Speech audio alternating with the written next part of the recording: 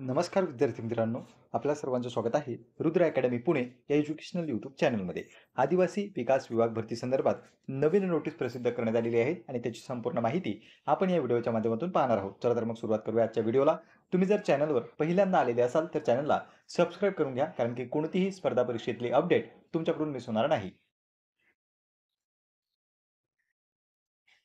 तर पहा विद्यार्थी मित्रांनो, वरती तुम्ही पाहू शकता आदिवासी विकास आयुक्तालय, महाराष्ट्र राज्य, नाशिक. नाशिक आयुक्तालयामार्फत ही नोटीस प्रसिद्ध करण्यात आली आहे आणि आदिवासी विभागाशी संबंधित आहे. आदिवासी विकास भरती 2024. 2024 मध्ये जी आदिवासी विकास विभागाची जाहिरात आली होती त्याच्या संदर्भात ही नोटीस प्रसिद्ध करण्यात आली. ऑक्टोबर 2025 तारीख तुम्ही बाजूला पाहू शकता.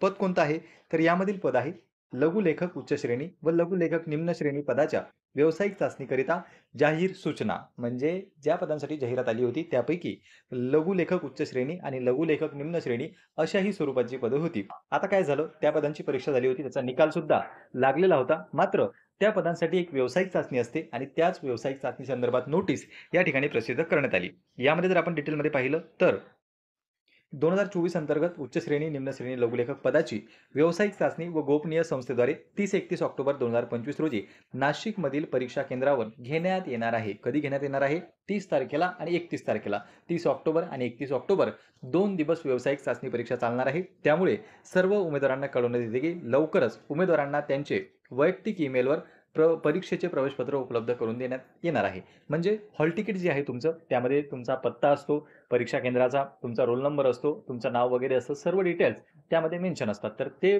प्रवेशपत्र तुम्हाला ईमेलवर पाठवण्यात येणार आहे. म्हणून तुम्ही तुमचा ईमेल चेक करणं गरजेचं आहे. याच भरतीसाठी नाही तर इतर सुद्धा ज्या काही भरत्या असतात त्या संदर्भात जर तुमचं नाव लिस्टमध्ये आलं आणि तुम्हाला डॉक्युमेंट व्हेरिफिकेशन असो किंवा त्या ठिकाणी हजर राहायचं असो किंवा व्यावसायिक चाचणी असो, या सर्व बाबी आता मेलवर येत असतात. म्हणून तुमचा जो मेल आहे तो तुम्ही चेक करणं गरजेचं आहे. आणि जे विद्यार्थी निम्न श्रेणी लघुलेखक आणि उच्च श्रेणी लघुलेखक या पदासाठी आहेत त्यांनी तर हमखास तो चेक करावाच.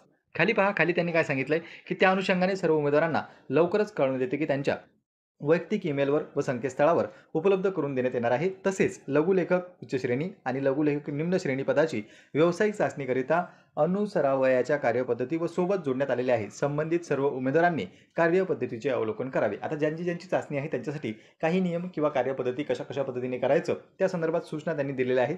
तुम्ही पाहू शकता ही जी वेबसाईट आहे कोणती, tribal.maharashtra.gov.in, या वेबसाईटवर सर्व माहिती त्या ठिकाणी उपलब्ध आहे. त्यामधील सर्व सूचना तुम्ही वाचून घ्या जर तुम्हाला व्यावसायिक चाचणीसाठी जायचं असेल तर. पहा विद्यार्थी मित्रांनो, ही होती नवीन नोटीस.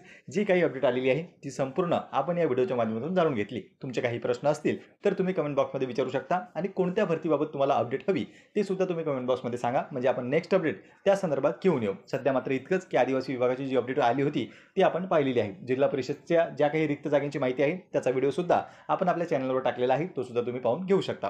पुन्हा भेटूया आपण अशीच एका माहिती